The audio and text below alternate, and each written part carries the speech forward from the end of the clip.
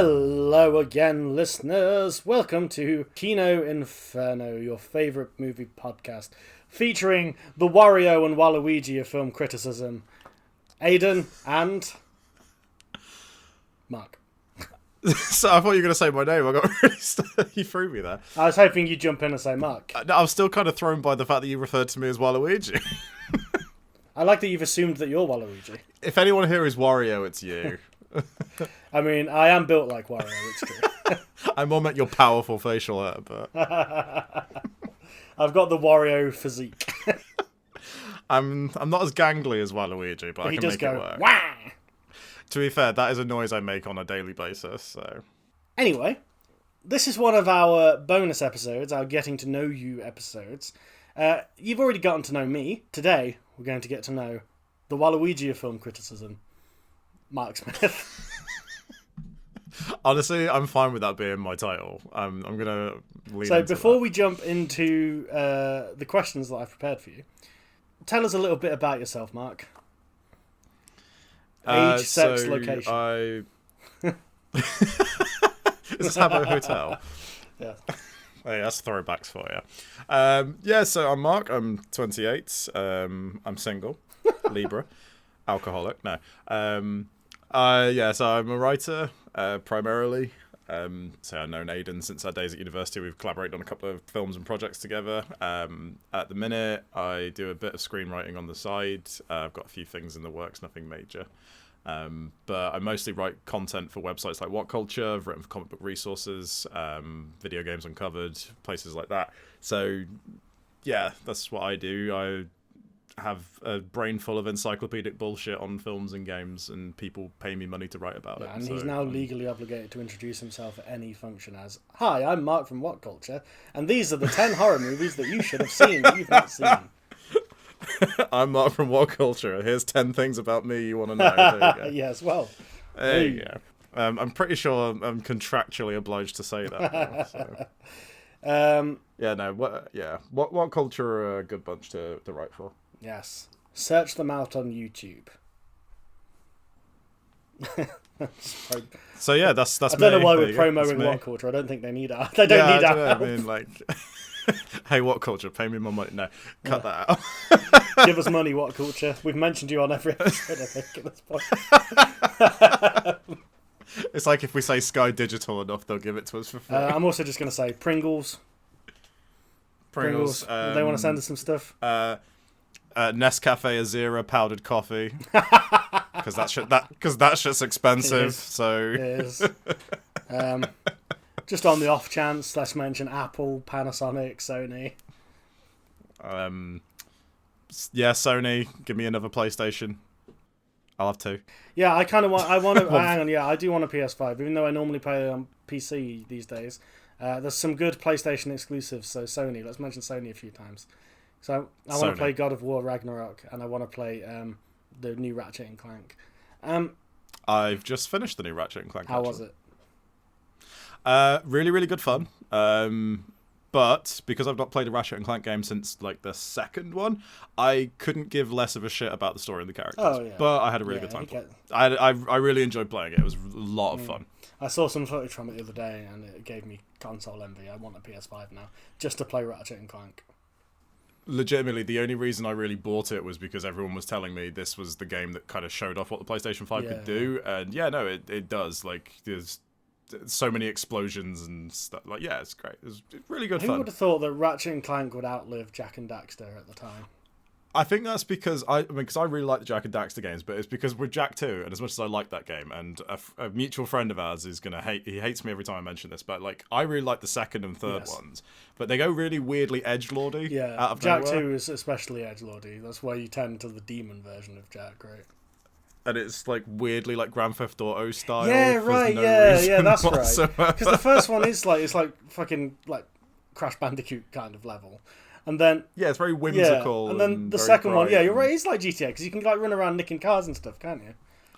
Yeah, because I've got the first Jak and Daxter downloaded on my PS5. I was playing it again recently, and yeah, it just strikes me as so weird how it went from like fun, bright, colourful kids game to GTA. But yeah, I'd happily replay Jak 2 all the same. Anyway, shall we dive into the questions I prepared for you? Instead of talking Sony. about play. Yeah. Sony. Pringles. Anyway, okay, so question the first. Kind of a predictable question, but I've got some slightly different ones here. But this one is: Go for it. What is your go-to lazy Sunday film? The immediate answer is The Fifth Element, which I believe we obviously mentioned on your bonus episode, because I'm pretty sure I described that as my Sunday afternoon movie. That's definitely one of them, and there's been many a Sunday afternoon where I've been really hungover and I've just watched The Fifth Element. Forrest Gump is another one. I really, really like Forrest Gump. Yeah, I don't know what it is. There's just something really enjoyable about that movie. I like that it's like an American tall tale thing, and Tom Hanks is really good in it, and it's one of those movies that so much happens in it that you can kind of, if I put it on at any point, I can just watch the rest of the movie from that point, if you get what I mean. Yeah, I've got to be honest, Forrest Gump has never been a favourite of mine. But there's just, I don't know what it is, I just like it. There's something really kind of like comfortable about it. But no, other examples are The Goonies, because I loved that movie since I was a kid. Watched that many Sunday afternoon, whatever, demonic hangover. Those are probably the main three. I know what the worst movie I watched on a Sunday afternoon was. What was that? Dragon Ball Evolution. Oh, Jesus Christ. Yeah, fuck me, that is an abortion of a movie. Stinky poo. It's just every scene I was like, why? Why is this happening? Why have you done this? Yeah. Those would probably be my three answers, actually. Okay. Yeah, Goonies. Oh, Hocus Pocus as well. I fucking love Hocus Pocus. Stay tuned. Oh yes, of course. Okay, so that was concise. Let's go to number 2. What is your earliest cinema memory? And to clarify, I don't mean what's the earliest film you remember seeing. I mean cinema in the sense of like the theatre. I very vaguely recall, I think, Hunchback of Notre Dame, but I barely remember that. That's going back a few years. My dad and mum always talk about how they took me to see Toy Story at the cinema. I have no recollection of that. I vaguely remember seeing Toy Story at the cinema. Vaguely. Yeah, I don't have many memories of that. Hercules, probably. Yeah, I think Hercules. I guess that's might be one late of the 90s, right? So. Yeah, that's still my favourite Disney movie as well. I really love Hercules. Whoever's thought to take the story of Hercules and set it to soul music, fucking genius. It has some great absolute songs. Genius move. It has some of the best Disney songs in that film. I think every song in the movie is good as well, which I can't say about most Disney movies, because I'm not huge on Disney. This is another thing. I didn't massively grow up with Disney movies, so I've not got this insane attachment to them. I think The Lion King is fine. Also, Meg from Hercules is bangable. Outside of Jessica Rabbit, I'm not usually into cartoon women, but no, I think it's the personality. I think. Do you know what? I look at. I've joked about this before, but I look at Meg from Hercules and I'm like, I think that defined my taste in women from a very early age, because she's like a complicated woman, but she's also like a sultry brunette. And Mark knows me well enough to know that is. Looking back at. I'm sort of casting my mind back in the years I've met you, and there's a lot of mega as. That's all it is, baby. I also the other thing about Hercules, James Woods as Hades is just perfect. I also love the whole thing where a lot of people have watched it now and they've just sort of come to the realization that Hades is just Meg's gay best friend. Yes. Their entire dynamic is she's a fag hag. And it's just because I love his little line about when Meg's talking about how different Hercules is, and his response is, he's a guy. Yeah. It's just really great. Hercules, Monsters, Inc., I remember seeing that in the cinema. That's quite fun, but it's probably 2001, 2002, something like that. It's mostly kids' movies, obviously, because I would have been a child, but yeah, Hercules is probably the furthest back I remember. Which of the monsters from Monsters, Inc. do you think you would be in the live-action adaptation? I thought you were going to ask which one I'd fuck. Yeah, well, both. Okay, we can do both. Which one do you think you'd be? Well, the obvious answer is either Jennifer Tilly's snake-haired lady or Mike Wazowski. So... You wouldn't get a good hard banging off for Sully. No, well, I don't know if I'd survive it. I reckon Sully's quite a considerate lover. I think he might. I think he has bottom energy, personally. Yes, he's like a power bottom. Like, I nearly choked on my coffee. My Nescafe is zero coffee. He is like, yeah, he's the kind of bottom where like you don't have to do a lot of work. He's pushing it. I hate how we've gone from a discussion of my earliest childhood memories of the cinema to how much of a power bottom. So which of the Monsters Inc. cast you'd fuck? I mean, I was asking you which one you think you'd be because I was gonna like whatever you said. I was gonna be like, JK, you'd be Randall. But wow. Okay. JK. Deeply offended. Deeply offended. Yeah, no. But what about Waternoose? What about Waternoose? Like... Would you fuck Waternoose? I feel like I'm Roz, the receptionist. Yeah, no, you've got Roz energy. Wazowski. Would you shag Roz? Just to say I did. Okay. Oh, this is getting weird. Yeah, so your bonus episode was positively tame comparatively. I'm very concerned. I mean, I don't know how much of that discussion is going to stay in the pod, but anyway, moving on. The real question for you, appropriately enough, is what film do you show to new friends if you want to freak them out a bit? Oh, there's easy Sleepaway Camp every time, without fail. Sleepaway Camp is a classic. It's become almost tradition amongst my friend group that if we all hang out at my house and we're all having drinks and want to watch a movie, if somebody in the room hasn't seen Sleepaway Camp, we watch Sleepaway Camp. It's a dicey movie in a lot of ways.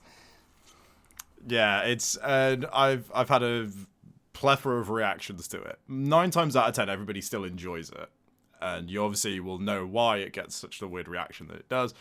But everybody at least appreciates it on the same level that I do. They find like the dialogue to be so quotable. You know, what's up, gangsters? Is a weird one. That is one that I use to this day. The classic "eat shit and die," eat shit and live, yeah. Which is just you can't. Perfect dialogue. There's also the paedophile chef, who, upon seeing a bus full of children arrive, goes, "They call them Bodies where I come from." That is like not even 5 minutes into that fucking movie. Yeah, I like how the other dude is just like, "Oh, you." Yeah, they're just fine with it. Yeah. I think that's the thing that I love the most about Sleepaway Camp above anything else. It's just so unashamedly sleazy. Yeah, it's like real trash. Yeah, and it's so grim, and I think and again, like everybody I show it to seems to enjoy it on that level because it's just. I think the explicitly offensive elements of the finale are kind of tempered by the fact that the movie in general is so grotty. The whole movie is so un-PC, I guess, that it doesn't. The more offensive elements are not out of place at all. But yeah, I love showing people that movie. Mystics in Bali is one that I like showing people. Yes, that is a crazy film. Because it's really quite short as well. It's not a long film. But that movie is crazy, and obviously the special effects are terrible. The dubbing is terrible. Yeah. But I feel like you get about 5 minutes into Mystics in Bali, and everybody in the room just kind of gets what you're watching. Yeah. They know it's god awful. Those Sleepaway Camp and Mystics in Bali are probably my 2 choices. Yeah, and you have to be careful with who you show Sleepaway Camp to, though.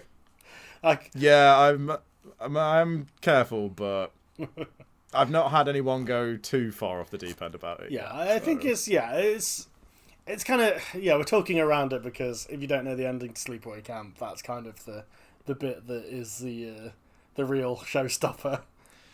It's the reason anybody remembers that movie, you know, and it's the reason it got sequels and everything. Also, shout out to Sleepaway Camp 2. I love Sleepaway Camp 2. I think it's one of the best slasher movies. Someone has to. It's really good. How dare you? How dare it's really you, good. Indeed. Well, that is question 3. What is a film trope that you are a sucker for? Oh, okay. I might have to think about this. I mean, I'm just trying to like think of like tropes essentially, but like I really love like phone calls in horror movies. Yes. Love that. I love the killer always being the background stuff. I love that kind of stuff. Final Girl was another trope I really like. And obviously there's a whole discussion around that kind of thing, but I kind of like that as a trope in horror movies. I like there's always just like the final guy trope as well is good if it's done properly, but you very rarely see that. Another one. I like I'm mostly just looking at horror movie tropes here, but I think it's because probably horror is like the tropiest fucking genre. I like the harbinger of doom characters, like the crazy old man who's like tells everyone they're gonna die. I love characters like that.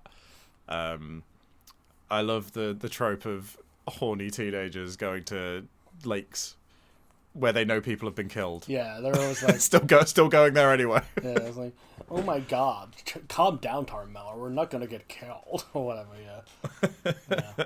Or they go to a lake that's called like Murder Lake or something. Yeah. They just don't seem to. It's out in the. Just don't care. I'm going out to my dad's cabin in the Stranglewoods.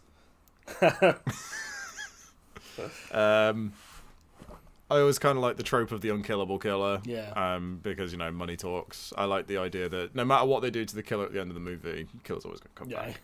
I like that. Yeah. Because his heart is made of pure evil and can possess other people.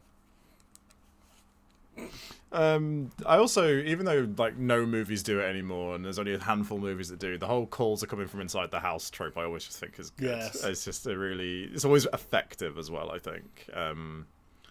And as much as everyone always attributes that to When a Stranger Calls, it's spoilers. It's Black Christmas for me. That's the best example of that trope done right, I think. It's all horror movie tropes for me, so it's going to be quite a bit of a boring answer. Really. No, that's fine. So, the next question. What film would you show a new partner to ease them into your taste? Okay. I'll probably look at my last relationship then. Well, let's set the scene. You've met a lovely new twink. You've introduced him into. Oh my god, that's your go-to. You've introduced him into your life, and he's got pretty basic milquetoast movie tastes. His favourite movie is The Devil Wears Prada. Okay, stop right now. You think I would fucking date somebody whose favourite movie is The Devil Wears Prada? He's so hot though, Marc. How hot are we talking? We're talking no 10 out of 10. So this could be a lovely twink or a nice young lady. Yes. This person loves The Devil Wears Prada. Not necessarily. I'm just setting the scene. Well, I'm giving a hypothetical. You've met this guy Henry. You've met. No, this is canon. This is canon now. Devil Wears Prada is their favourite. Well, if it's movie, canon, so then he's a twink named Henry, and you met him on a snowboarding expedition. Oh, okay, so Henry's over at my house, yes. And I've lit a couple of candles. I never do that, but Henry's special, I guess. He's poured a few glasses of wine, and he's half Portuguese. Fuck's sake. So, bear in mind his English isn't perfect. Okay. We're adding too many qualifiers. Yeah, I'm about to say, this is getting very bogged down in the details, and then clearly all I want to do is fuck. But anyway. He's horny. But Henry's looked at you and he's gone, we make love after we've watched a film that is indicative of your movie taste. I'm going to play it safe. Well, you're easing him in. You're easing him in. That's later. God, you put so much pressure now. You built Henry up to such a level that I don't think anything I show him is going to impress him. He's genuinely flustered. Henry's worked his way into Mark's heart. I'm thinking something like Scream, maybe. Yeah, okay.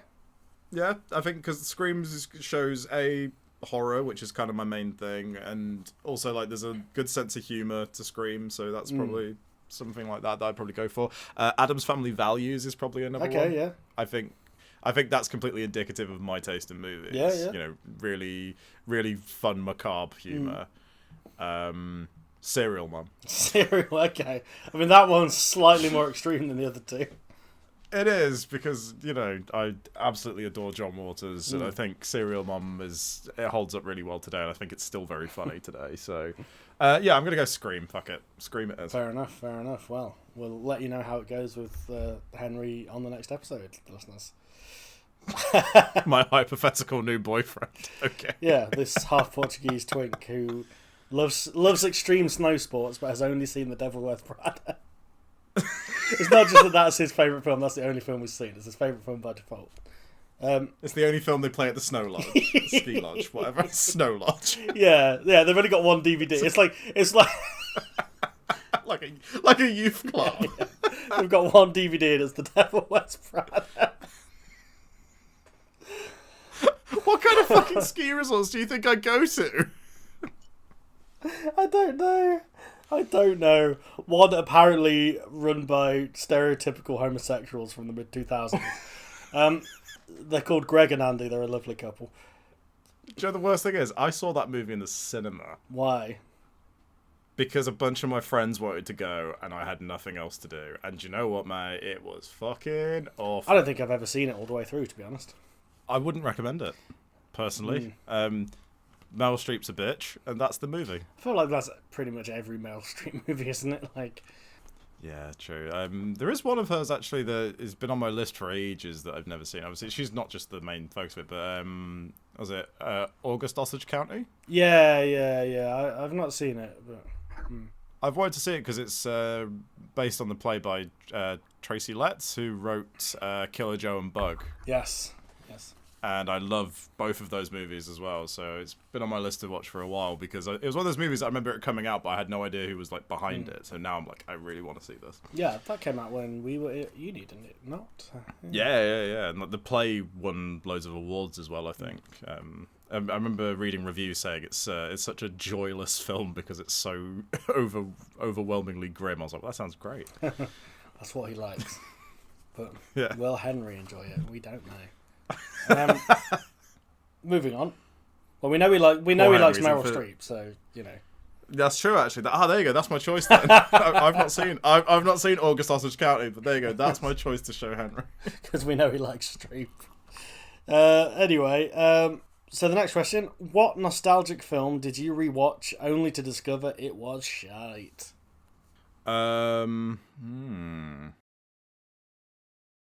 I'm trying to think, actually, because, not to big myself up, but I went through a phase when I was about 18, 19 of, finding movies I loved as a kid on DVD and rewatching them. And I have to admit, me as a kid, I had pretty fucking good taste. Most of the films I watched kind of held up. I'm trying to think, actually, what I thought was gash. That's a really tough one, actually, because I'm trying to think of all my favourite movies I'm nostalgic for, and they're all films that I still quite like. It doesn't necessarily have to be, one of your favourite movies, just a movie that you remember being good. And you go, yeah, I'll stick that on. And then when you watched it, you were like, oh, God. Oh, God, yeah. I'm really struggling to think of one, actually. It's probably... Oh, God, no, I'm trying... That's really stumped me, actually. I think you threw me for a loop with all the stuff about Henry. It's clouding my brain up. He has no nostalgic films. He's only seen The Devil Wears Prada. He's more of a prestige television guy than a cinema guy. He likes. That's it. Yeah, he loves True Detective. Yeah, he loves True Detective. He'd love it more if Meryl Streep was in it. But, yeah, of course. Yeah. I mean, all these shows would be like, he loves Breaking Bad, but he was like, where is Meryl Streep? I want to see Meryl Streep.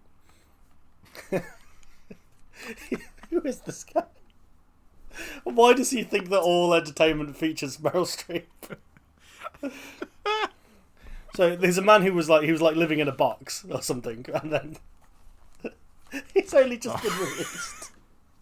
Jesus Christ! He's like Kimmy Schmidt. It's like, oh God. Anyway, enough of this. Or it could be okay. We can broaden it out, like nostalgic TV shows, maybe, or something like that. I think I do have one, actually. I remember as a kid really liking the third Home Alone movie. Okay. The one that doesn't have Kevin McAllister. Yeah, it's not Macaulay Culkin. It's somebody else. Yeah, it's not that character. It's somebody else. And I remember as a kid really liking that movie and seeing it again a couple of years ago. And it's not strong. Yeah, I can't really remember it that well, but yeah, it's.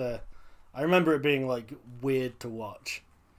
Yeah, it's kind of strange, and like there's a whole like the traps are kind of inventive, I guess, but it's not the same as like the original movies. Is that the one that like weirdly begins with some like gangsters or something at the start or something? I think so. Yeah. Yeah, there's one that like it weirdly begins with, like a very played straight like crime story underneath in the background. Yes, and I have another one for you. This has just occurred to me because I was thinking like Home Alone 3, and I was remembering like I used to always watch that on like a Saturday morning on like Sky Movies and stuff. And then I just thought of another film that I loved as a kid. It's so shit. Three Ninjas High Noon on Mega Mountain. That's a good movie. What are you talking about? I believe that's still in the bottom 100 on IMDb. It should be in the top 1. Like, it's a movie about 3 kids who are ninjas, and they go to a theme park where this like busty blonde lady is trying to take over, and then like they befriend Hulk Hogan and fight on a roller coaster and shit. Actually, do you know what? I take it back. That might be the best movie I've made. Yeah, exactly. You're not making it sound bad. Sounds good, mate. Okay. Yeah, there we go. Those are my 2 picks for that. I'm gonna go Home Alone 3 and 3 Ninjas High Noon and Mega Man. There's a theme of 3s there. Okay. Here's one. What film do you genuinely love that everyone else you know hates? Mortal Kombat Annihilation. I mean, as we said this previously. Enough said, really. I've not even seen that. Honestly, it's so bad. It's like universally hated by like people who like movies, people who like Mortal Kombat. People who like movies. Like people who enjoy films.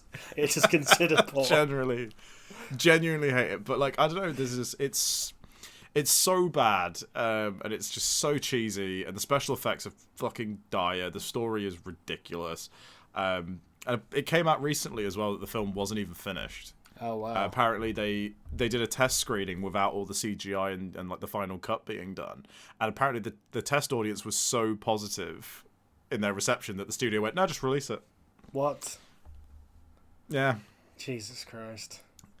But yeah, it's so shit and so ridiculous. But I just have such a good time watching it, and I don't fully know why. I don't understand it. It's just like some of the acting is diabolical. The woman that plays Sindel in it, you may have seen the clip because it's become almost like a meme where she has the line, "Mother, you're still alive. Too bad you will die." Yeah, and it's like, that's the tone of the entire I didn't realise that was from Mortal Kombat. I thought that was from one of the Dead or Alive movies. No, it's more. The Dead or Alive movie is also a bag of shit that I low-key kind of like. Yeah. Yeah, no, I've seen that clip, yeah. Yeah, no, the Dead or Alive movie is pretty bad as well. Maybe I just have a thing for shit video game movies. Yeah, because you love the Street Fighter movie as well. I love Street Fighter because Raul Julia is amazing in it. Yeah, Street Fighter is better than the Mortal Kombat movies. I'll tell you what film I actually really like. This is not entirely related to the question, but because we're on the subject. I really like the first Silent Hill movie.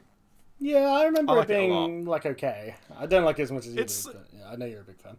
I think, I mean, obviously I'm a huge fan of the games, but it's quite different to the games. But I think it does a good enough job at like translating it to film, and I think it's got some really good like set pieces and stuff. That massacre at the end with the barbed wire in the church is spectacular. Okay, so on a similar note, what film do you genuinely hate that everyone else loves? My first thought would be Interstellar. I don't know if everyone loves that. I do. I think it's quite good, but yeah. Yeah, I mean the general consensus is that most people seem to like that movie. I thought it was. It had kind of mixed reception at the time. I seem to remember. Yeah, I really didn't care for that. Just found it boring for the most part. Really, I could go down that whole rabbit hole, but I'll be here forever. Yeah. And there's only so many of your wrong opinions we can feature on one episode. Fuck you. Movies that everybody loved that I didn't. I don't know if everyone loves it. I was never that keen on Batman Begins. That's a pretty universally liked film, I think, Batman Begins. Yeah, I was never too keen on that one. I don't think it's as good as The Dark Knight, but yeah, no, it's pretty good, I think. And it's not quite as like insane as Dark Knight Rises. So. Dark Knight Rises is a fucking fever dream of a movie in places. Like, what is all that? Anyway, what's your beef with Nolan? Why have you only picked Nolan films? I have beef with Nolan generally. I just think he's... A lot of the time, it's... Did you say all fart, no poo? All fart, no poo. No, he's all poo and no fart, mate. That's all poo. Like, Like, I saw Tenet, mate. unfortunately. Oh, Tenet's good. What are you talking about? Oh, okay, there you go. I'm throwing in Tenet as well. Mate, it was... Only Christopher Nolan understands what the fuck that movie is Yeah, that's about. why it's good. That is Chad cinema.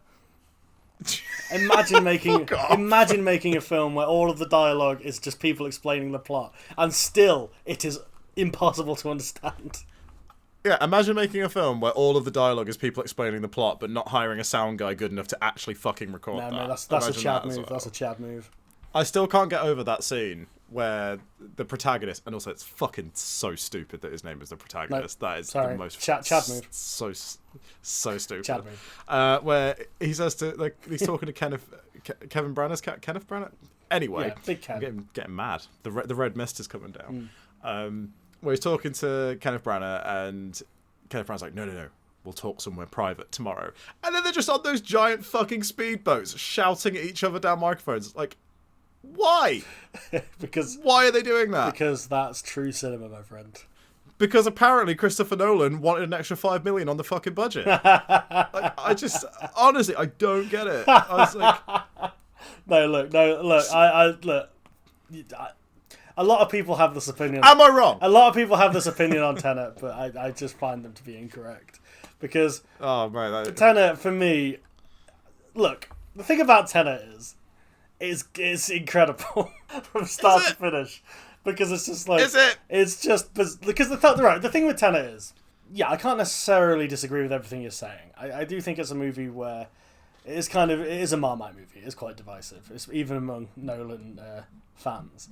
The sound mix thing I don't really have a problem with, because like I've seen it in the cinema and could hear it quite well, like because I saw it at the showcase in Leicester, and they did it in the kind of XLR screening that they have. No, not XLR. That's yeah. They have like one screen in the showcase, which is like their biggest screen and also their best like proper spot on sound. So like hearing it wasn't really an issue. There's like, yes, there is stuff where like stuff is deliberately obscured, and like the movie is supposed to be overwhelming. That's like the point that he's going for. Really? Because it's fucking boring for a lot of its runtime. Yeah, but like, I mean, the second half of the movie is just like shit exploding and things going backwards and like insane nonsense happening. Yeah, but maybe I would have cared if the first half of the movie stuff actually happened that matters. Like, why is Michael Caine in that movie other than contractually? Christopher Nolan he's made some good movies, don't get me wrong. I think The Dark Knight is great. The Prestige is probably my favourite thing that he's done. I really, really like that movie. Dunkirk I really liked as well, probably because it's the least Christopher Nolan movie. Strong disagree on that. It's the most Christopher Nolan. Is it? Because it's an hour and a half for a start. Yeah, that's a little different. But given what you're saying about Tenet, Dunkirk pretty much just discards dialogue entirely and is just engine sounds and explosions. But so in that regard, at least I have an idea of what the narrative of Dunkirk is. Like they give me enough of that to go off. But look, the narrative of Tenet is perfectly simple. Explain it to me. What if man go backward? What if man go backward?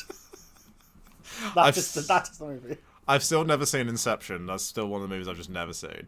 Chat cinema. We need to watch Inception for the pod. Basically, my thing with Tenet especially is it has all of the qualities about Christopher Nolan that I dislike the most. It's the film of his that has the most egregious examples of that, I think. Which is what makes it good. Oh my god, it was just kind of bollocks, really. No, but that's what makes it good, because it's just insane nonsense. And it doesn't matter what the plot is. It's just engine sounds and explosions, baby. It is pretty funny at the end, though, where Kenneth Branagh's giving his villain monologue through a fucking speaker for no apparent reason. And it's like, are you testing me at this point? I love how at the end was like... I mean, I'd like to say spoilers, but you can't spoil Tenet because it doesn't make a lick of sense.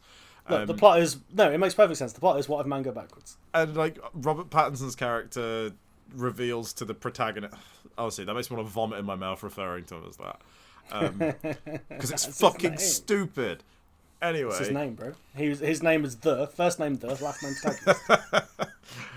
Do you know what? If that was a thing in the movie, I'd be fine with it. There's a quick scene of his ID or something that says that. Yeah. Doctor the protagonist or something like that. But no, it's the fact that like Robert Pattinson's character sort of reveals to him that they've known each other a lot longer or something. I mean, you can't pretend that's not a typical time travel trope. True, but it's the fact that it cuts to the protagonist looking just as fucking confused as the rest of the audience. Yes, and this is my point. Is like, I don't think you're supposed to be able to follow it. Considering this was supposed to be like the movie that fucking saved cinema after this pandemic. And it did. Did it?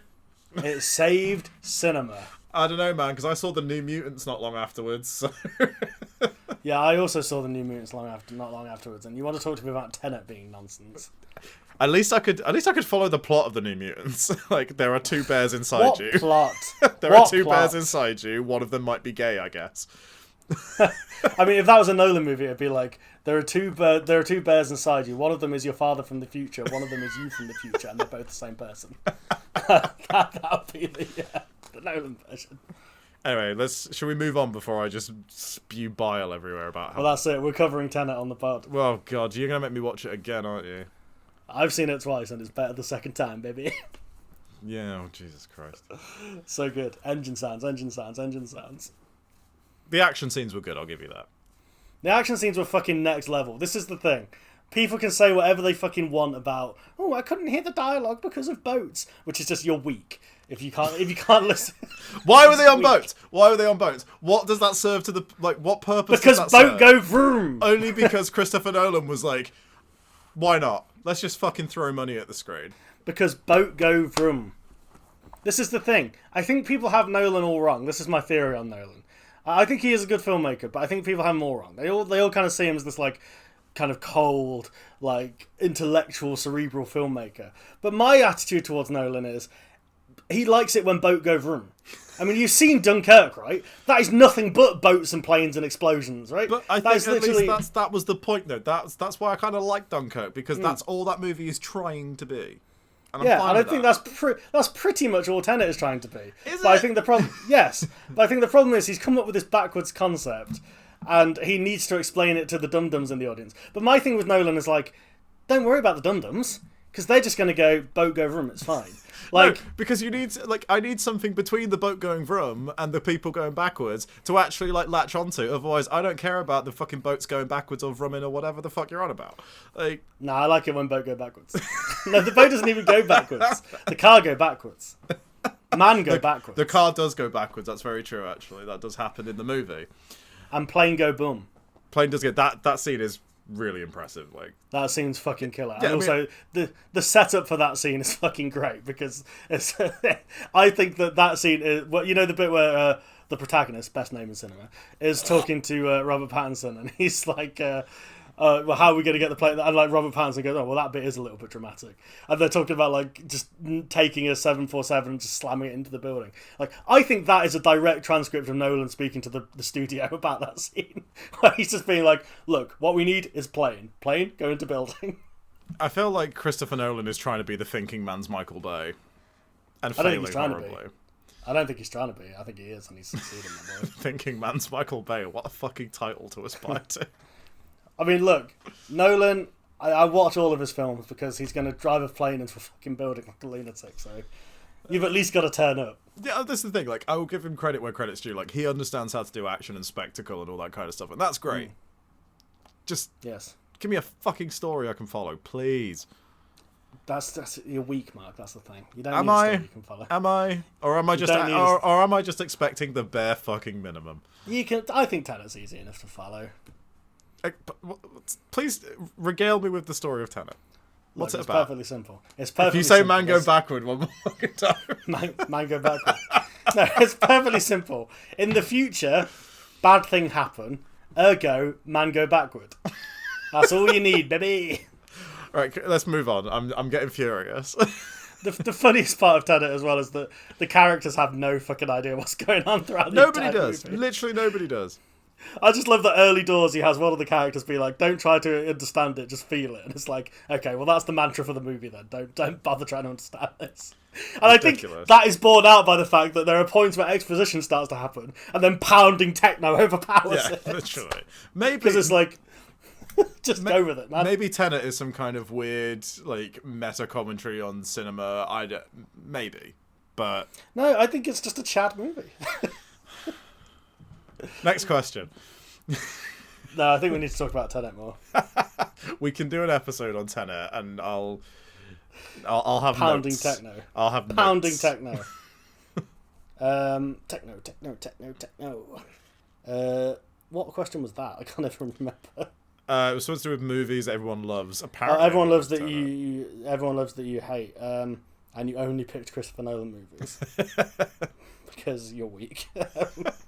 No, I kind of get you more on Interstellar. Like, I like Interstellar, but I do think that's probably a lesser entry into Nolan's. Yeah, but I think with Interstellar, I was like, yes, I have also seen 2001.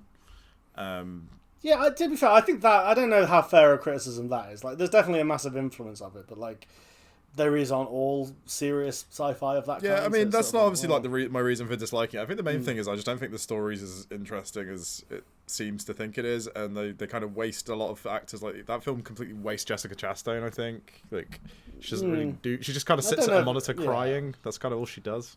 I don't know if I'd go that far, but yeah, I don't think it's a flawless film, certainly. The sudden Matt Damon cameo towards the end is weirdly jarring. Yeah.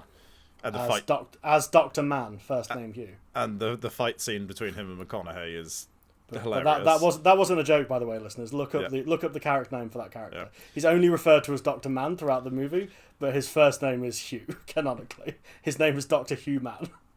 Wow. Hugh Mann, the protect. Do you see what I am saying? Yeah, and this is what I'm saying. Good cinema. And was it fucking Anne Hathaway's character being like completely disrupting a huge possibly billion-dollar mission for a man? That's her entire character. Yeah, that's not the best. That is honestly, she gets shafted hard in Nolan movies. Like, when she got first cast as Selena Kyle, I was like, that's really good casting. And she doesn't. Yeah, she was good in that. But she doesn't really fucking do anything other than kill Tom Hardy at the end. Yeah, other than kill the main villain. Yeah, but it doesn't feel earned at all. She just kind of rocks up on her bike and just shoots a missile at him. It's just really weird. That's how every film should end. Tom Hardy getting hit by a missile. That just the villain gets hit by a missile. Just weirdly, before we go on to the next question, you've seen Birds of Prey, right? Yes. The death of the villain in that movie is one of the most hilariously violent things I've ever seen in my life. Fucking, I was howling at that. That movie is aggressively okay. I really quite enjoyed it, but I think it's because I had very little expectations of what it was going to be like, so I think it was like, I enjoyed it, but it was it's a 3-star movie. Let's not go mad. I would say I had more fun with it than I have a lot of other recent superhero movies, or like comic book movies. I think tonally, it was trying to do what I think The Suicide Squad pulled off better. I've still not seen that, so... that's a film to watch. I think I just liked Birds of Prey because the entire plot is just Harley Quinn's really fucking hungover and just doesn't want to deal with anybody's shit, and I can relate to that on a very spiritual level. I think one of the issues I have is that I don't care for Margot Robbie's portrayal of Harley Quinn. I liked her more in Birds of Prey. I thought her character was a lot better realised in that. Yeah, she's fine. I just think... I have an issue with what they've done with Harley Quinn in general in the comics and in multimedia, where it's like she's gone from being an actual character to being Deadpool with tits. Yeah, no, I completely agree. It's kind of like, okay, I don't really like Deadpool, so I don't like the stuff. Yeah, I don't really like Deadpool. I thought Deadpool 2 was atrocious. I weirdly liked the first movie, which was surprising. I thought they were both fine. That's my... I really didn't gel with the second one. I thought the second one was terrible. It was fine. I mean, it's kind of like... It's the kind of humour that I don't really like, where it's just like, lol, we're in a movie, and that's the joke. Yeah, because like you can do meta humor well, and again, I think like I mentioned, I think that's why I think Scream is a good example of that. I think Scream treads the line very well, whereas Deadpool, like, they're constantly poking at, they're going, look, this is a movie, whereas the characters in Scream are like, oh, this is kind of like movies, isn't it? And they kind of they subvert tropes and stuff. But yeah, whereas Deadpool is just it's so on the nose. It's meta humor for people who don't really know a lot about stuff. Yeah, and it's like edgy cinema for people who can't take much edge, you know. Yeah, so it's got all the edge of a butter knife. Yeah, whereas again, this is something I thought The Suicide Squad improved on. Definitely, it's like it's actually kind of nasty in some places. Well, that's just James Gunn, isn't it? Like, you know, he made his... And it is like, it's very James Gunn, that movie. Yeah, he made his name doing filth cinema, so... I like that this Q&A has mostly been us yelling about Tenet. Yeah, this is definitely much more anarchic than the last episode. I think what I'll do when we have the Tenet section is just put some pounding techno underneath it and just drown you out. I'll just drown you out with pounding techno so that all the audience can hear is me saying that Tenet's good.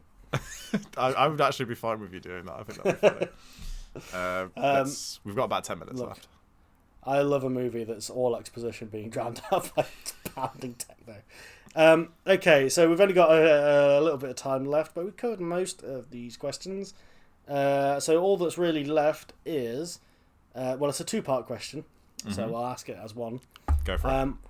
What is an adaptation into film from any medium, be it book, game, or TV show, or whatever? What adaptation do you think improved on the source material, and what adaptation do you think absolutely bastardized the source material? There was a few, actually. I mean, the main ones that always spring to mind whenever you talk about like adaptations is obviously like Stephen King adaptations. Yes. Because I think one that improved, I think Misery is slightly better than the book. Yeah. Just because it's a bit more concise, and I don't know. I think the movie, like Kathy Bates' performance, she's kind of like the definitive version of that character. I think so. Yes. That I completely think is better than the book. If you're talking about Stephen King, I think you've got to mention The Shining as well. Yeah, because The Shining it's a wonderful film. It's a terrible adaptation, like truly terrible adaptation, because it's barely got anything to do with the book. Yeah, but having read the book, I think that's for the best. Because obviously The Shining is a very strange story, like the talking hedge monsters and stuff like that. And to be honest, because I saw the film first, when I read the book, I was just like, this is a dumb book. Yeah. It's just dumb. I think that's why Doctor Sleep didn't do so well, obviously because it's a sequel to The Shining, but it's based on the book, which is obviously a sequel to the book of The Shining, so Doctor Sleep does have a lot more of those weird elements to it.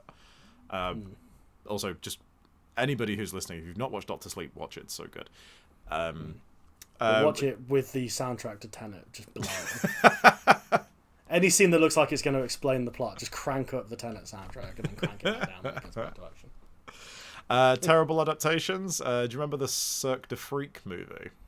I never saw it, but yeah. Oh, it's bad. I mean, when I was a kid, I used to really like the Darren Shan books. Yeah, same. Yeah, I like those because like they were kind of edgy for kids' books, and it was after Twilight, really, that like any kind of like vampire fiction for kids or teenagers just got like snapped up. Yeah, they started lapping it up. Yeah. Yeah, and so they made a movie, the Cirque du Freak movie, which was basically the first 3 books kind of smashed into one. And aside from John C. Reilly, who's quite good in it, and like Salma Hayek's kind of okay in it, the movie is god awful. Like it just doesn't have the tone of the book. The books were quite dark for kids' books, and the movie was just so like sanitized and really like bright, and it didn't do it for me. It's kind of hard to adapt like teen fiction in that way because the certificates are so different when it comes to movies. Like, because obviously in a book you can push the envelope a bit more, and I feel like they kind of had this with the Hunger Games adaptations as well, where like they had to cut around a lot of the violence, which kind of defines the books. Yeah, like the books are like horrendous. Yeah, I've not read the books or seen the movies of the Hunger Games. So yeah. I was outside of the reading age group when I read the books, but I kind of got through them in an afternoon because they're not like the best written things in the world, but they're quite compelling. Yeah, I know they have quite a good reputation. I don't think Suzanne Collins isn't like a great prose writer, but she knows how to move a story along, and she's not said any monstrously transphobic things. So she gets points as a young adult author in that regard. Well, I mean, on that level, I think some of the Harry Potter movies are pretty bad adaptations of the books. Goblet of Fire, especially, is a bad adaptation, I think. Here's a question, actually. If we're talking about bad adaptations and good adaptations, it's an interesting question, isn't it? Because is a good adaptation... So like you said The Shining was a good film, but a bad adaptation. Are you saying that because it's not super faithful to the source material? Yeah. Like another example I'd give to that would be Willy Wonka and the Chocolate Factory. Oh, okay. Yeah. Which is a great film, but it's a very loose adaptation of the book. There's a lot of differences between the I kind of go back and forth on this, but like, is a good adaptation something that builds on the source material and adapts it for a different medium? So like, the Book of the Shining wouldn't work as a film. No, because they have tried. And it's not worked. For me, I think a good adaptation is something that keeps the general theme and message, and like it has to inhabit what the original. Which I would argue, like The Shining does. Yeah. But also, I feel like a good adaptation should also try and at least keep most of the bones of the story of what it's adapting as well. This is why, like, for example, a really weird one is that film Wanted. Yes. With James McAvoy and Angela, which is obviously based on the graphic novel. Yeah.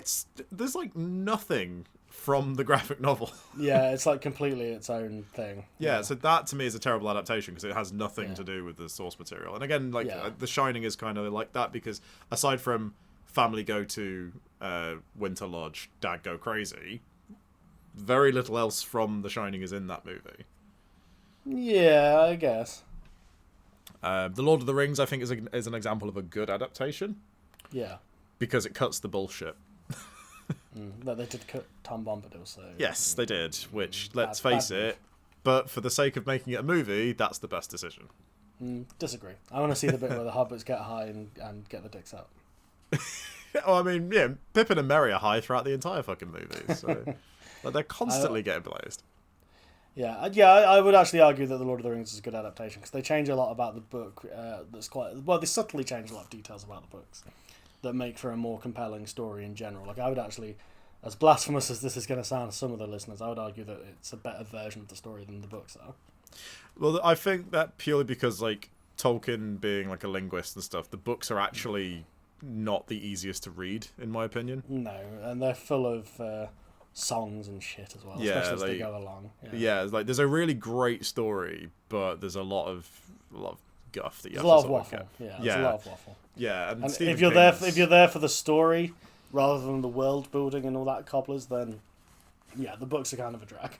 Yeah, Stephen King. I love the books, but I love the books, but a sort of two-parter here. The new It movies are simultaneously great adaptations and really bad ones as well. Okay. Because part one I thought was great. I thought it was okay. I thought it was just like, it was for what it was, and it really kind of encapsulated the spirit of like what that part of the book is about, like the kids and stuff. And then part two was just crap. Like, I have not seen part two. It's bad. It's honestly so bad. Like it commits the cardinal sin for me with any bad movies. It's boring, and it's a shame as well that it's so boring because the cast of actors they got to be in it was really quite strong. Especially with how good I thought the first movie was. The second one is just an absolute drag. It does justice to like one bit of the book, like the part where Pennywise attacks a gay guy who just got like assaulted by like some homophobes. Like that scene is done really well, but then the rest of the movie sucks. That's just off the top of my head of our adaptations really, because like I think a lot of the time you tend to think book to movie. You can go comic book, or you can go TV to movie, or you can go game to movie. I mean, most video game movies are shit. That's a general rule. There's a couple of good ones. I wrote an article for VGU years ago, like highlighting 5 decent ones. I've always said the first Silent Hill movie is pretty good. The Street Fighter 2 animated movie is actually pretty good. It's not too bad. But it's weird to go into that as an adaptation because like that's a fighting game, so there's not a whole lot of story going on in the game, whereas all the story's kind of secondary. But I thought that movie was quite good. The Phoenix Wright movie is interesting because it's done by Takashi Miike, so instantly Phoenix Wright, Ace Attorney, But like TV to movie is always an interesting one because I find that tends to also fall flat on its face a lot. You don't tend to get really good translations of TVs to movies. And I think my brain automatically goes to a lot of old British sitcoms that got adapted into films, which were always 9 times out of 10 bloody awful. Well, Holiday on the Buses. That stalwart classic of British cinema. See, there's one of the On the Buses movie where at the start of the movie, and this is like in the opening credits pretty much, the bus goes past a bosomy young woman, and apropos of nothing, her blouse falls open and her bosoms are exposed. Yeah, literally. And it's just like, why has that happened? Because British comedy of that time was incredibly pervy. So It really was, and I don't know why that is. There's probably some film scholarly articles about this somewhere, but yeah, there seems to be a lot of they seem to sell a lot of British comedies on grotty sexual content of the time. I mean, the prime example being the Confessions movies. Yes, which I have seen all 4 of, may I point out. I've seen a couple of them. I've seen Confessions of a Window Cleaner. Yeah, they're just literally the whole joke of those movies is he just fucks people. That's yeah, he just goes around shagging people. That's the joke. Yeah, there's little plot things that happen between the shagging, but it's mostly him just ending up in awkward sexual escapades. He normally has to jump out the window with his bare ass exposed when the husband comes home and things like that. And those movies made a lot of money. People loved it. Well, I mean, no one's ever lost money underestimating the taste of the British public. That's very true. We are not as sophisticated as we'd like to think.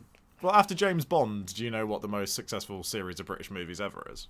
It's not Carry On, is it? It is the Carry On movies, yeah. Okay. They are the most successful series of British movies. Purely... Controversial opinion incoming. They are mostly shit.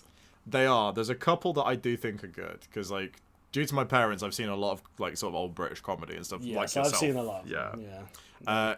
Carry On Screaming is the best one. Do you know what? I saw that recently. I've seen it before, but as a kid, and I wanted to kill myself while I was watching that. I was really, this is the worst. I really like Carry On Screaming. I think it's because it's done with a lot of affection, I think, for Hammer horror movies. I mean, they even shot it on the locations for the Hammer horror movies. But I don't know, I quite like it. It's got some really good gags in it. I think Carry On Cleo is the best one for me. Carry On at Your Convenience, the one that's about unions, I think is pretty good, because there's actually a bit of commentary in that one. Yeah. I quite like that one. They're mostly pretty shit. Yeah, well, that's and the thing that I admire about them, though, is that they were made for no money. With a consistent team of actors and stuff. And it's just the fact that they just churned them out so consistently. Yeah. But again, all of the humour is just, my bosoms have fallen out. Oh, dear. Yeah, which, clearly, that's what people wanted back then. There's a bit in the Carry On Screaming where there's a guy who lives what's he called? It's the camp bloke who's not Kenneth Williams. Charles Hawtrey. Charles Hawtrey. Yeah, he lives in an underground, in a subterranean flat almost, with a glass ceiling, just so he can look up girls' skirts. Yep. And you're like, and this character isn't particularly integral to the plot, by the way. It's like a one-off gag. And it's like, that's the joke, is that he's just upskirting girls all day. And it's like, okay, sure. My favourite gag in that movie is the stupidest gag in that movie. Where Fenella Fielding is trying to seduce Harry H. Corbett's character, and she just says, "Do you mind if I smoke?" And she just lays back on the sofa, and just smoke starts billowing out from her. Yes. It's so stupid. I mean, yeah, they're not exactly Shakespeare, are they?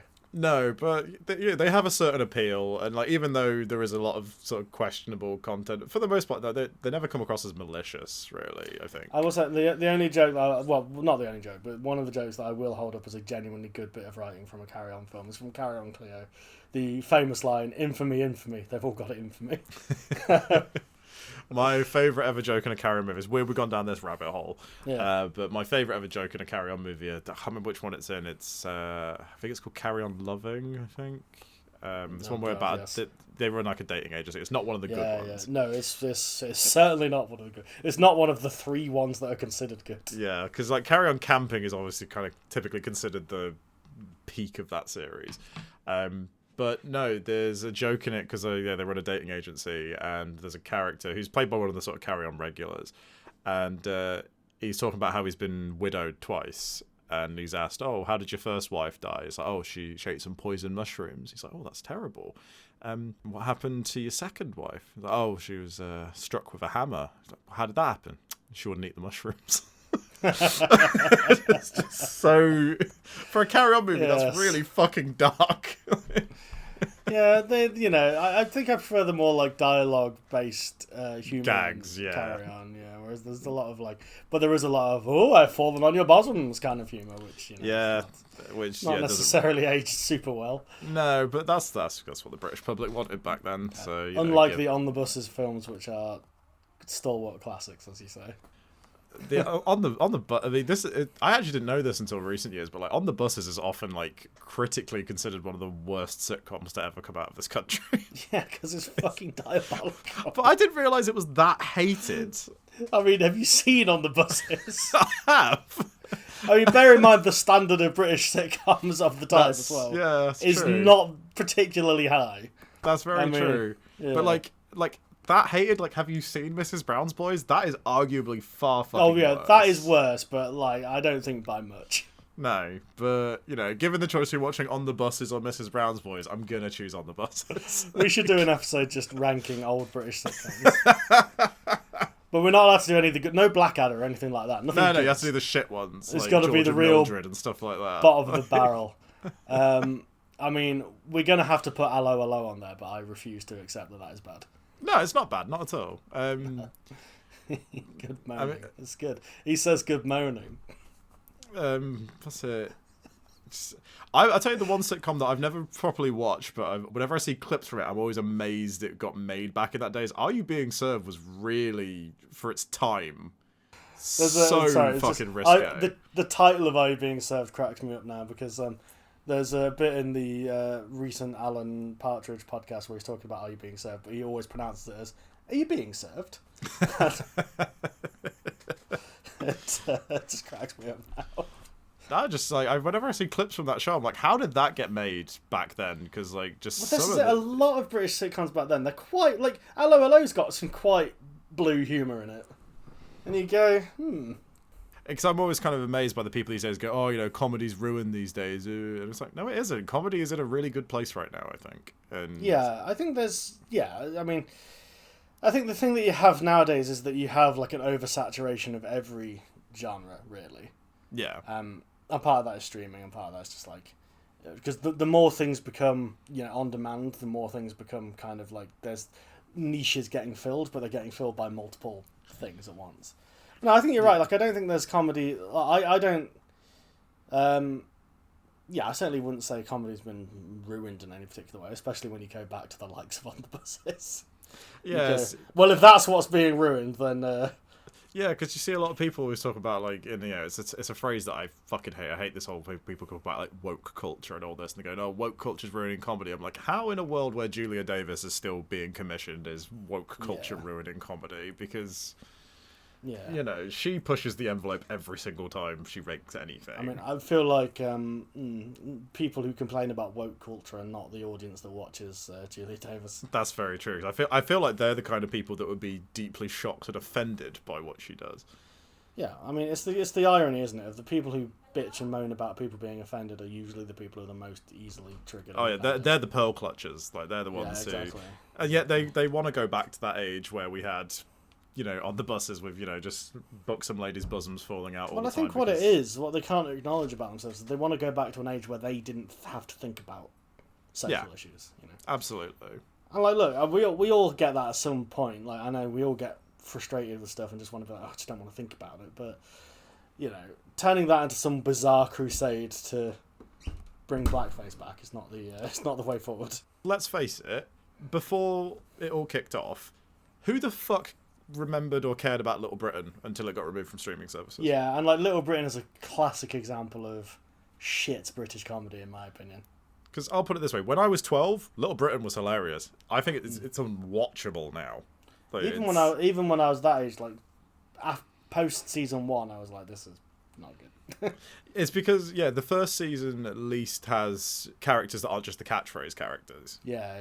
There's some like little because I think like not all of Little Britain is terrible. Like there is some good stuff in there. Most of which ended up on the cutting room floor because I used to have the DVDs and you could watch all the stuff that was cut from the show, and that's the stuff that's like a lot closer to the League of Gentlemen. I think there was some really grim stuff that they did on that show. But I mean, I will also say, like, I think it's a double-edged thing because the people who complain about Little Britain being taken off iPlayer or whatever, I think are pretty laughable. And you're right, I don't think they cared about it until it was taken down. Like, I don't think they were watching it religiously before that. Yeah, exactly. But, and, you know, I mean, I'm sure someone was, but I don't think I was. Yeah, and whoever that person was, I don't think I want. I think they're like a Fred Rose, Fred West type. Yeah, yeah. I mean, I feel like comedy's always kind of, especially British comedy, it's always been sort of pushing the envelope. I mean, you know, I recently revisited Gimme Gimme Gimme, and Jesus Christ, some of the content in that show is shocking. Also, comedy ages faster than almost anything else. Yeah, like, absolutely. It's one of those things. Like, I'm sure there's comedies on now that when we'll watch them in 10, 20 years, we'll go, ooh, how did they get away with that, you know? Well, I mean, you know, Only Fools and Horses, which is, you know, the most celebrated of all British sitcoms, has got some very questionable content in its early series.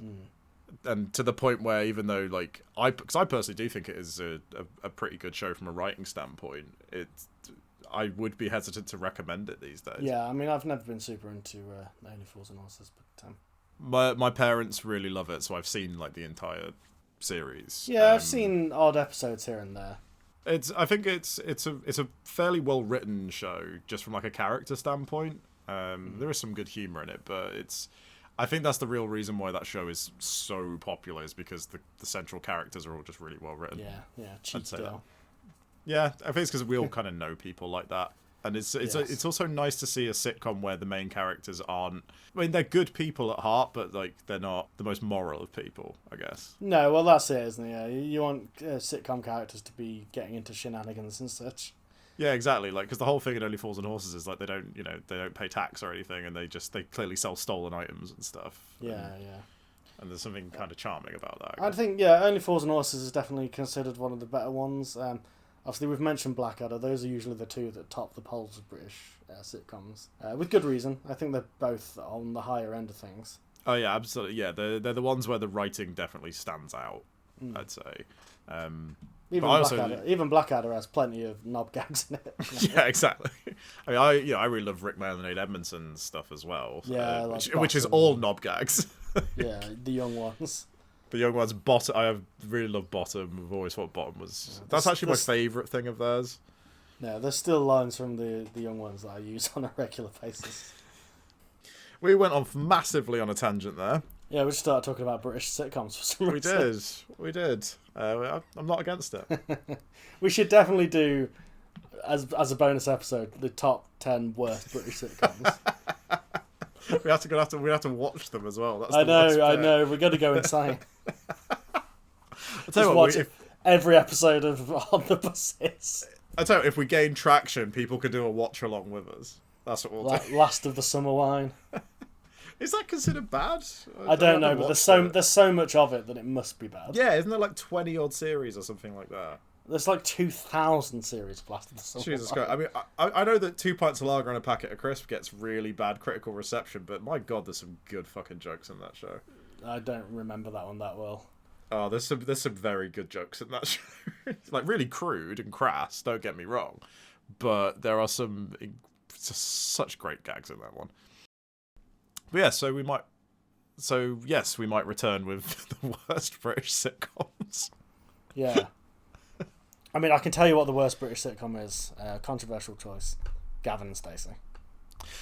Not controversial to me. I've been through this before with a few people. Gavin and Stacey I don't think is particularly funny, but what I hate the most about it is that there's a good handful of comedy actors in it that I love. Yes, who are completely wasted. Yeah, I mean, well, I say handful. It's Rob Brydon and Julia Davis and Ruth Jones. Yeah, and wasted in that show. The other thing, I mean, look, there are British sitcoms that are like sexist, racist, homophobic. But the reason Gavin and Stacey sticks out to me is because it gave James Corden a career, and frankly, that's an unforgivable sin. Yeah, although I will admit there is one gag in Gavin and Stacey that I do think is funny. It's where they're talking about, there's like, yeah, you know Karen from down the road that can't have kids. It's like, who are you talking about? Baron Karen. It's like, that's funny to me. But yeah, no, James Corden he needs to go away. He can do one. Yeah. It's like somehow, like, Cats is a terrible movie. A really terrible movie. But did it have to have James Corden in it? Yeah, it really does drag the movie down in my estimation. Yeah, like, I feel like that movie would at least go up half a star. There's something about the presence of Corden that is just so objectionable. Why is he so popular? I don't get it. I mean, we talked about actors who add stars onto movies in the last. Yeah. He's one who he depletes stars. Yeah. He could be in a good movie. He could be in The Godfather, and it would make it a 1-star movie. Oh my god! Because of his cancerous presence. Oh god! I just don't get. I mean, I read that AMA with him, which if you haven't read it, you should, because so many of the questions. There's so many questions that are ignored of people like, "Hi there, James. I was in a restaurant with you once, and I was sat at the table near you, and you were a massive bellend." It's just like, and those are all the questions he just ignores completely. Yeah, shocking. Yeah, surprisingly. I think it's probably about time we wrap this up because we have gone on a series of tangents. We've gotten to know Marc. We've gotten to know that he loves on the buses. I do not love on the buses. That's the main takeaway. His favourite movie is Mutiny on the Buses. That is probably the best of those movies. I don't know. The fact that you have a go-to best on the buses movie both sickens me and is why I love it. Well, so we're gonna have to do the On the Buses movies, aren't we? I really hope we get some American listeners and they just have to listen. And they just sat through us talking about On the Buses, going, "What the fuck is On the Buses?" And then they go and watch it. Look it up. It's British culture, British heritage. Oh, it must be on fucking BritBox, surely. It must be on. Oh god, I mean, some of the stuff they have on there, I shudder to think.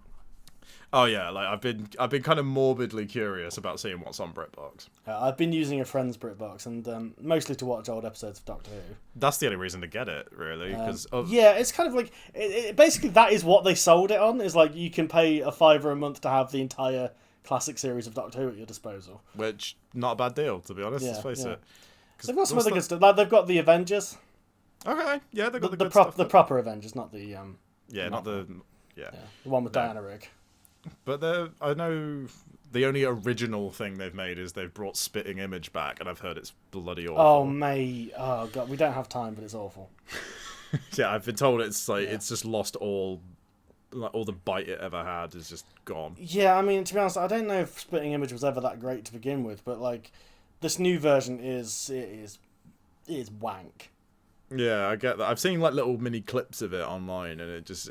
Because I've seen bits of the original series. I mean, I know that their version of Maggie Thatcher, she was portrayed as being a bloke, so she's always like shaving off her facial hair and stuff. Yeah, humour that hasn't necessarily aged well.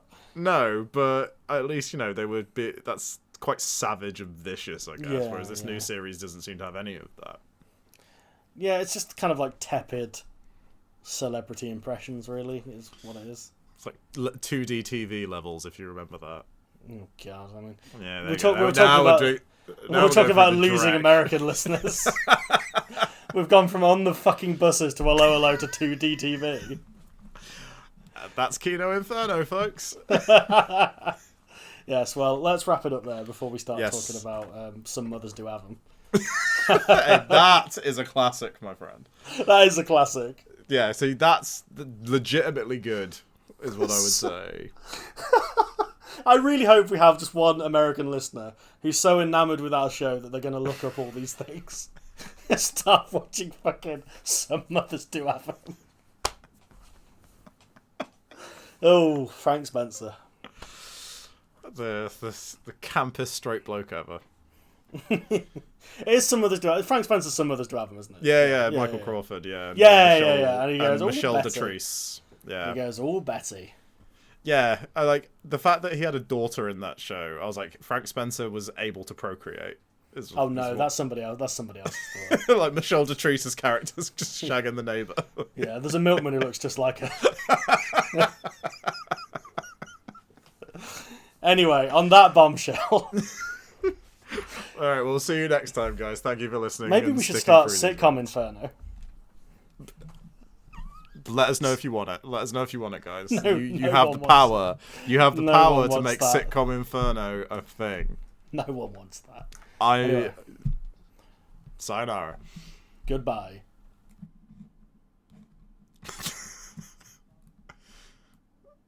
That was a display of mental illness. That was.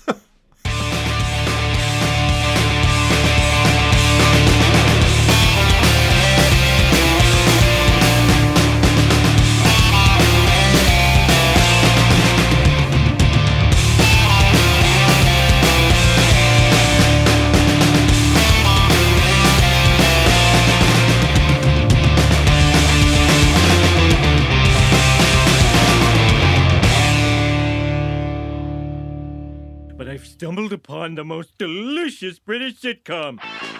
Do shut up. It's about a hard-drinking yet loving family of soccer hooligans. If they're not having a go with a bird, they're having a row with a wanker. Cheeky.